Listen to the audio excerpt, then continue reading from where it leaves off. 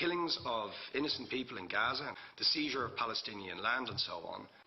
But the ordinary Palestinians rose up because you denied them basic rights. I lived there. It was apartheid. It was racism. It was endemic. It was rotten.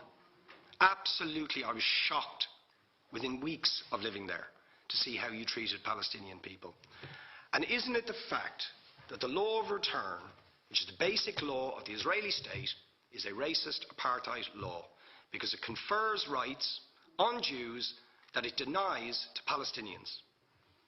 It allows, for example, if I was Jewish and had never stepped foot in Israel, I could claim citizenship there tomorrow, but 6 million people whose origins are in what you now call Israel, who were forced out in 1947 or 48, do not have that right.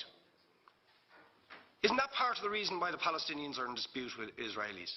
Because you deny them the right to return to their homes and to their land and to their villages, and that they have a legitimate claim, even under international law, to return, but you deny them that right.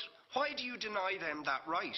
And why do you give that right to other people who have no connection whatsoever with the land, whether you call it Israel or whether you call it Palestine? Why do you continue to seize land? Why do you continue to seize land if you're serious about a two-state solution? Why do you continue to seize land which under that agreement is land designated to be Palestinian land? 500,000 people. You allow that to happen.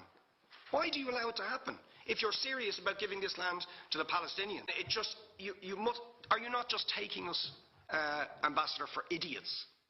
That you can say with a straight face, we're serious about peace, but while we're serious about peace, we're going to seize Palestinian land. Now you know what the Palestinian people have been asking for. Far less even than some people would ask for, because I believe the whole apartheid system should be dismantled. But what they've asked for is to lift the siege of Gaza. Just to lift the siege of Gaza. Let them not be dictated to by a government for whom they do not vote as to what can go in and out of their territories, whether they will have power, whether they will have clean water, whether they will have medicine. What makes you think you're allowed to have nuclear weapons and the fourth biggest army in the world and visit destruction on the people of Gaza, but they have no right to defend themselves? They have no territorial sovereignty over that land. Lastly, Ambassador, describe your state as an apartheid state with different laws for people depending on their race or religion.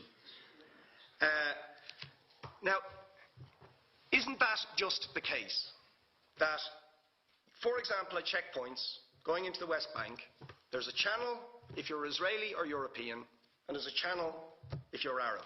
Just because you're Arab. If you came into Dáil Éireann and they stopped you and said, are you Jewish?